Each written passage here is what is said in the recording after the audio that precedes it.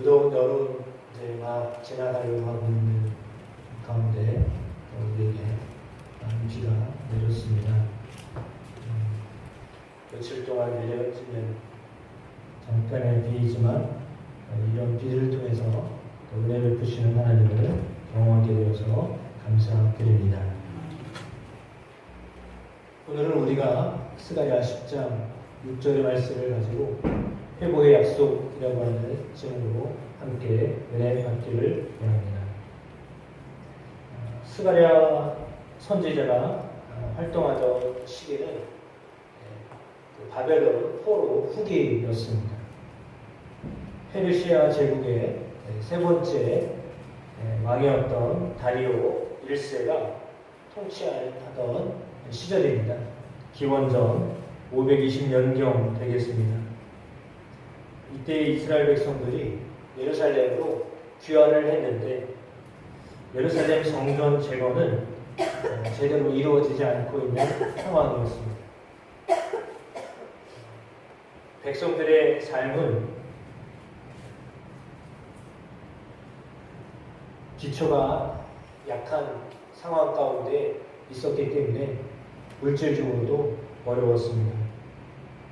물론 성전이 제대로 지어지지 않는 것 때문에 영적인 무력감에 빠지기도 했었습니다.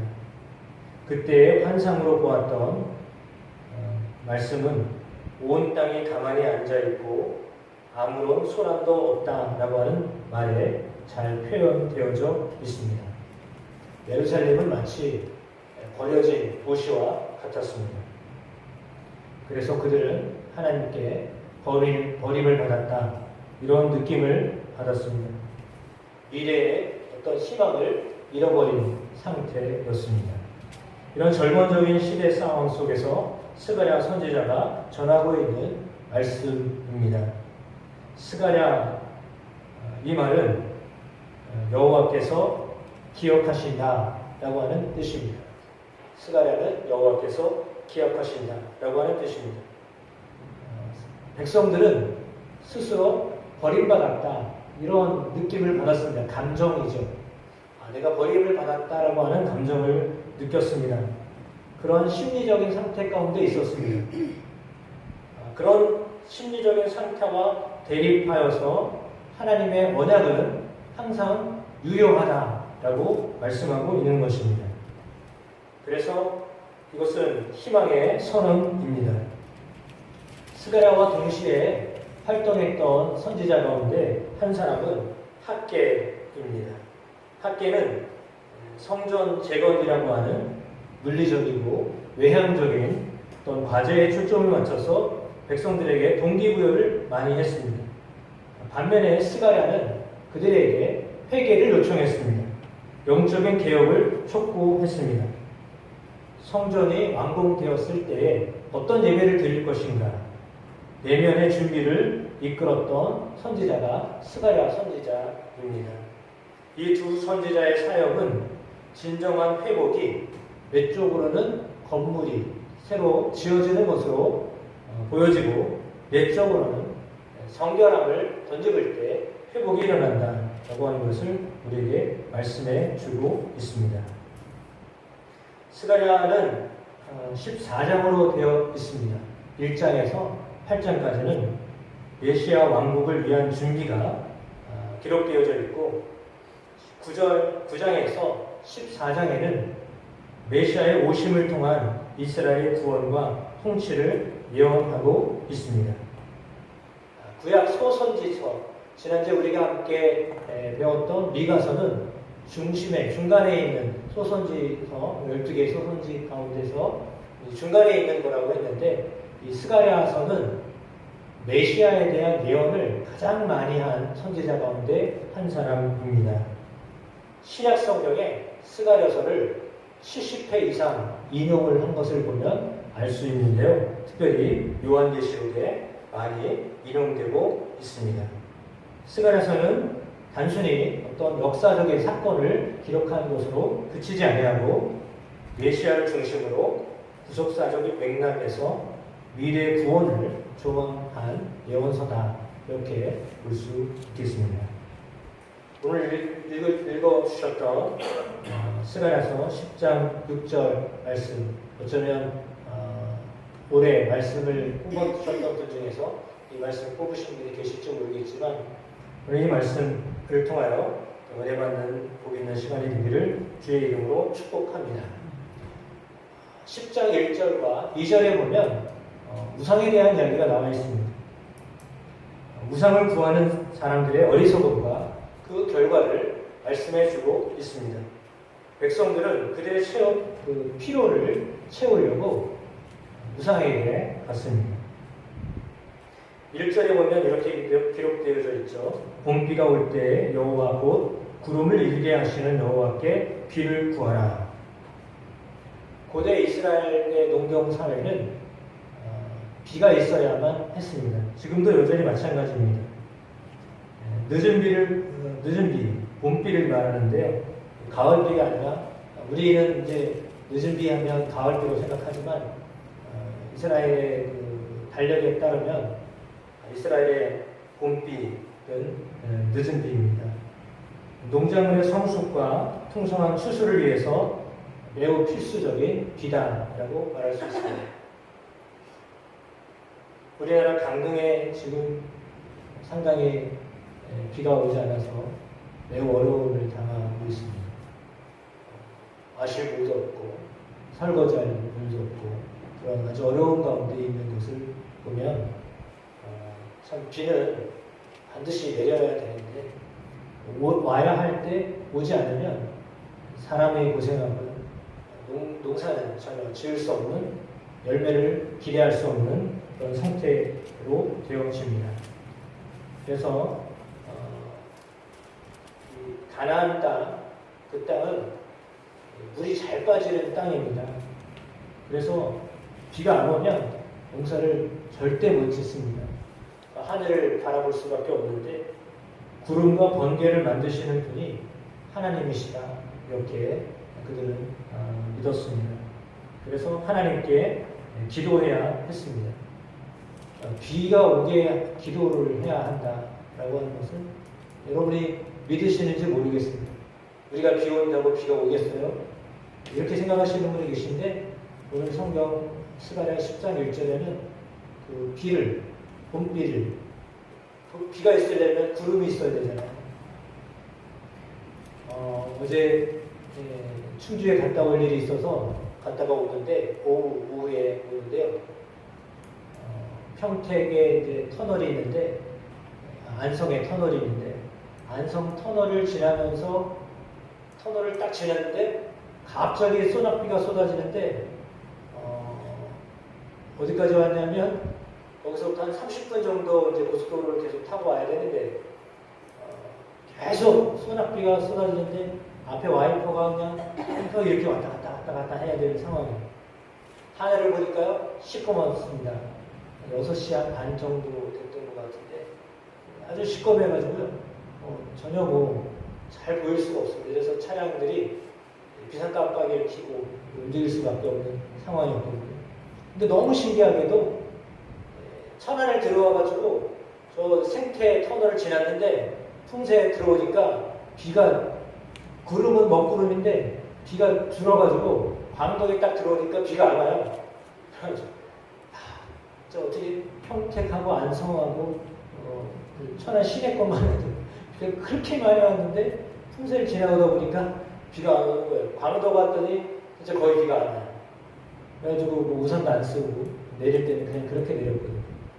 참 좁은 땅덩어리인데 어디는 비가 오고 어디는 비가 안 오고, 참 그런 걸 보면 이거는 사람이 하는 게 아니구나 라고 하는 것을 절실하게 깨닫습니다. 여러분, 비도 사람이 할 수 없는 거잖아요. 그러나 그냥 올 때 오나 보다 이렇게 생각하면 안 되고요. 오늘 10장 1절에 구름을 일으키시는 하나님이다 라고 했거든요. 구름을 만드시는 하나님이다 라고 하는 겁니다. 구름이 있어야 비가 오게 되잖아요. 그냥 하얀 기로 뭉게뭉게 이렇게 떠다니면 비가 오지 않아요. 먹구름이 와야 돼요. 그래가지고 막 쏟아져야 돼요. 그래야 비가 오거든요. 근데 그런 은혜들을 하나님이 내려주셔야 한다라고 하는 것입니다. 농사 짓는 분들이나 농사를 짓지 않는 분들이나 때로는 그렇게 기도하셔야 됩니다. 물론 충주 갈 때 비가 왔습니다. 중간에 비가 와가지고 어디 이제 가야 되는데 하나님 우리가 내릴 때는 비가 안 내리게 해주세요. 얌체 같지만 그런 기도를 드렸습니다. 우산도 안 펴보고 그냥 내렸습니다. 물론 타기 끝나고 다 모임이 끝나고 나서 올 때까지만 해도 비가 오지 않았는데 오다가 그렇게 비가 오게 되었습니다. 여러분 비가 오는 것도 하나님의 은혜입니다. 그래서요 비가 와야 할 때는요 하나님 앞에 기도하시기를 바랍니다. 그러면 하나님이 비가 오게도 하십니다. 그거를 하나님이 움직이시는 분이시기 때문이죠. 그래서 당연한 것이 아니라 충분한 비를 내리시는 하나님을 바라보는 여러분이 되시기를 축복합니다. 오늘 본문에 보면 긍휼에 대한 이야기가 나와 있습니다. 긍휼에 대한 이야기와 은혜에 대한 이야기가 나와 있는데요. 긍휼과 은혜 이것이 어떤 것인가 한번 생각해 보면서 함께 은혜 받는 시간이 되기를 원합니다. 하나님의 마음은 긍휼입니다. 하나님의 마음은 긍휼입니다. 긍휼은 히브리어로 라쿰이라고 하는데요. 그는 어머니 자궁을 말합니다. 속에서부터 나오는 거죠. 긍휼은 속에서부터 나오는 것입니다. 뱃속 깊은 곳에서부터 본능처럼 나오는 것이 긍휼입니다. 이거는요 막을 수가 없습니다. 어머니의 태에부터 나오는 사랑이죠. 이사야 49장 15절에 여인이 어찌 그 젖 먹는 자식을 믿겠으며 자기 태에서 난 아들을 긍휼히 여기지 않겠느냐. 그들은 혹시 잊을지라도 나는 너를 잊지 아니할 것이다. 이렇게 말씀하고 있습니다. 긍휼은 하나님의 마음이요 하나님으로부터 나오는 사랑을 이야기합니다. 그러니까 하나님으로부터 오는 것이요 긍휼은 하나님의 마음, 하나님으로부터 오는 것입니다. 은혜는 무엇입니까? 역시 마찬가지로 하나님이 우리에게 베푸신 사랑입니다. 그런데 그 긍휼은 우리가 서로 나누어야 할 사랑입니다. 그러니까 긍휼이 안에서부터 오는데 우리 안에 이제 긍휼이 있어서 그 긍휼이 이제 바깥으로 나가게 되잖아요. 그런데 우리 안에 들어올 때 어떻게 들어오느냐? 하나님의 은혜로 들어온다라고 하는 것입니다. 그러니까 하나님의 은혜가 먼저입니다. 하나님의 은혜를 먼저 받아야 받은 은혜가 세상 속으로 긍휼로 흘러가게 되어 있습니다. 그러니까 하나님과의 관계가 좋으면 하나님의 은혜를 받습니다. 여러분 은혜를 받았습니다. 내가 은혜 받았습니다. 라고 하는 말은 하나님의 사랑을 내가 경험했습니다. 라고 하는 말입니다. 그러니까 은혜가 뭐예요? 이렇게 이야기하면 하나님의 사랑이에요. 이렇게 이야기하셔도 됩니다. 그러니까 하나님이 사랑하십니다. 라고 하는 말을 그것을 느끼면 은혜를 받았습니다. 라고 하는 말이죠. 그러니까 하나님이 여러분들을 사랑하십니다. 그러면 하나님이 우리에게 지금 은혜를 베풀고 계십니다. 라고 하는 말입니다. 하나님은 그럼 어떤 은혜를 주십니까? 하나님은 우리에게 죄를 용서하시는 은혜를 주십니다. 용서의 사랑을 주십니다. 긍휼은 우리가 고통당하는 사람을 위하여 위로하는 사랑의 마음인데 은혜가 나와 하나님과의 관계라면 긍휼은 우리와 나와의 관계입니다. 은혜가 임하면 긍휼이 뒤따라가게 되어 있습니다. 하나님이 우리에게 은혜를 주시면 그 은혜에 따라서 긍휼한 마음을 갖게 됩니다.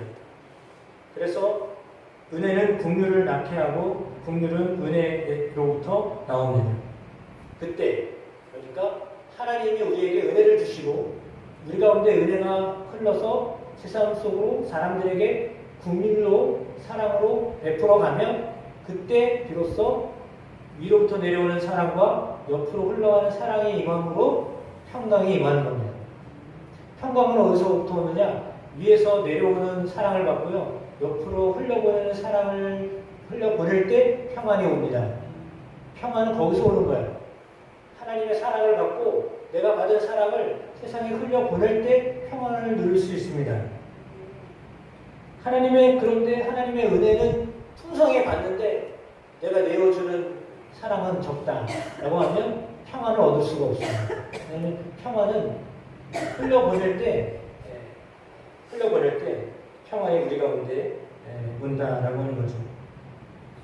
백성들은 생존에 필요한 비를 주관하시는 여호와께 구하는 대신에 헛된 우상을 구했습니다. 이제 조그마하면 손바닥만한 것, 아니면 좀 크면 이 팔뚝만한 것, 큐빗이라고 하죠. 성경의 기준으로 요만한 거를 들고 다녔습니다. 그게 뭐냐면 드라빔입니다. 그러니까 가정의 수호신이라고 해가지고 작은 신들을 가지고 다녔어요. 그래서 그 신이 자기들을 지켜주신다라고 믿었습니다. 그리고 점쟁이를 찾아갔어요. 그리고 그들로부터 이제 복을 받기를 원했습니다.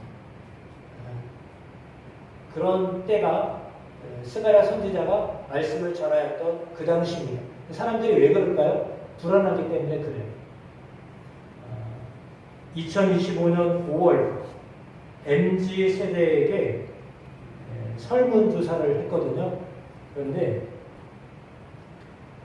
트렌드 모니터 조사에 의하면 사주와 타로에 대한 관심이 전체 응답자의 60.3%에 이르렀다라고 말합니다.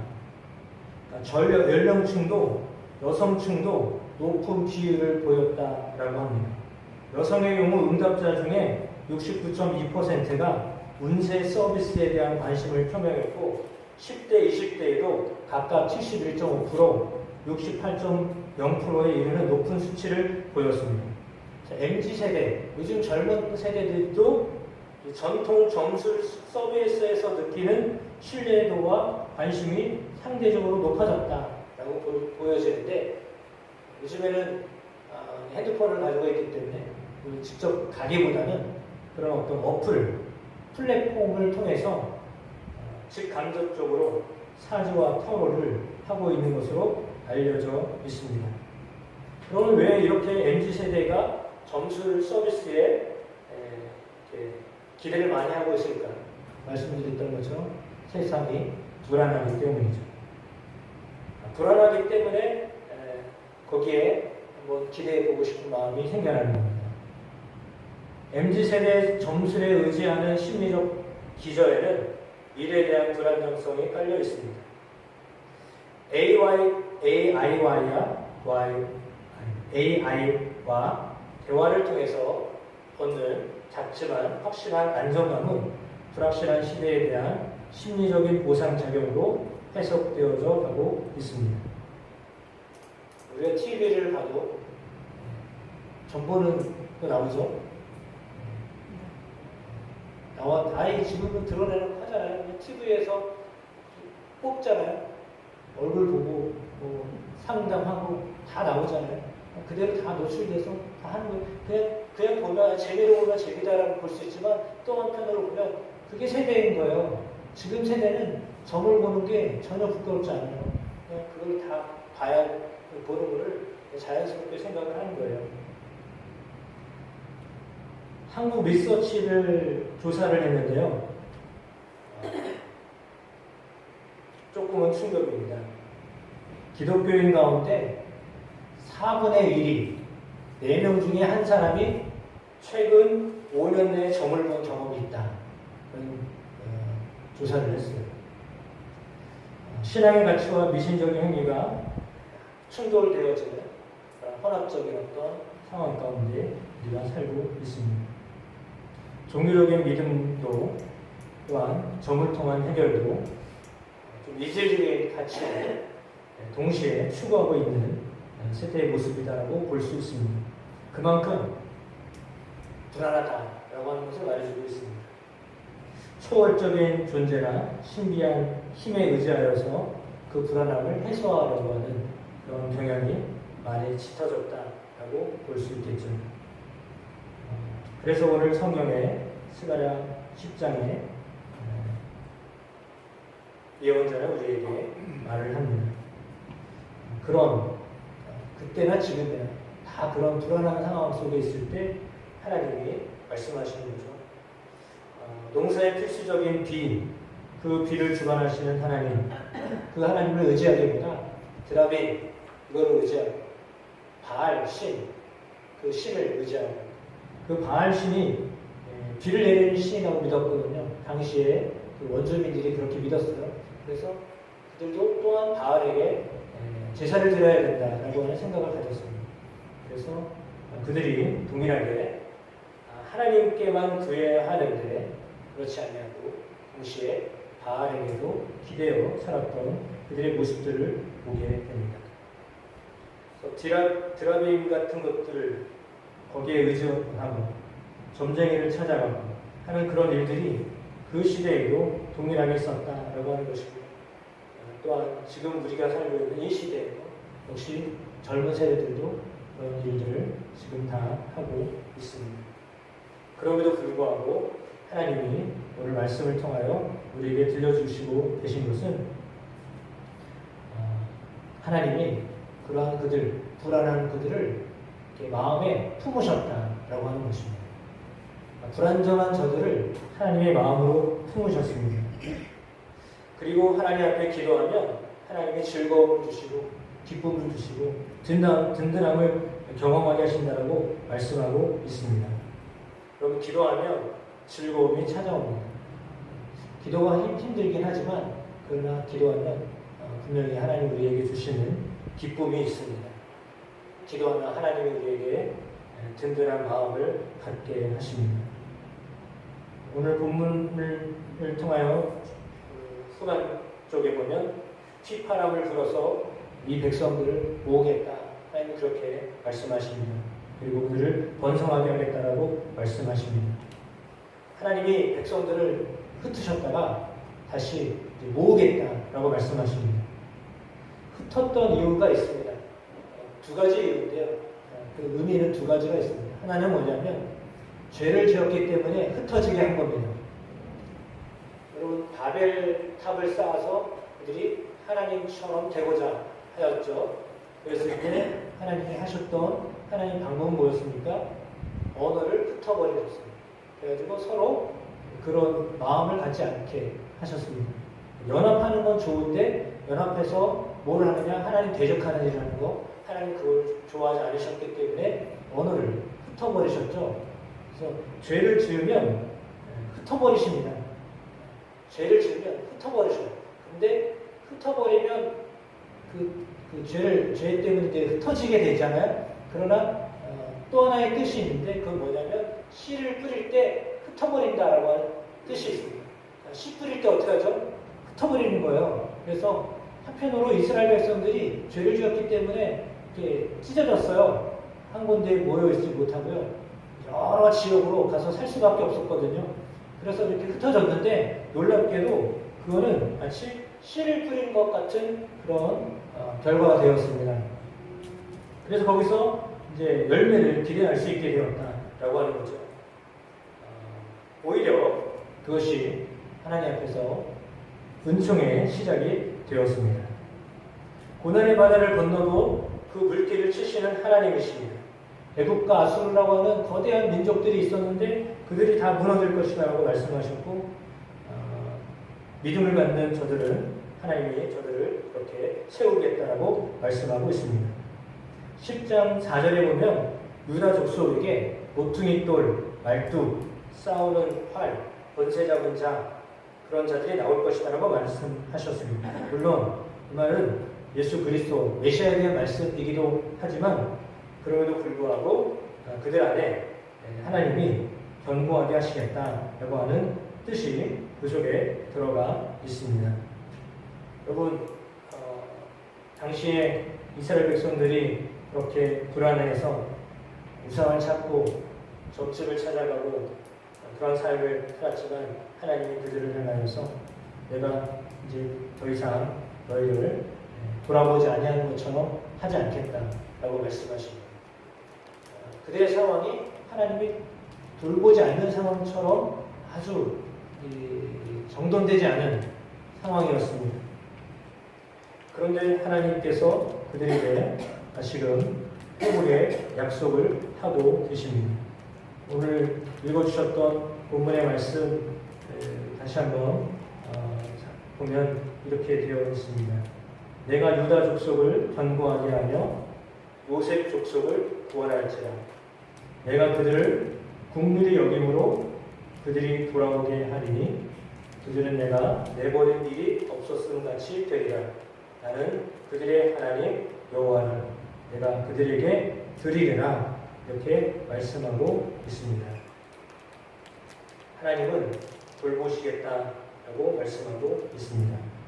유다 족속을 보호하겠다 이렇게 약속하고 계십니다.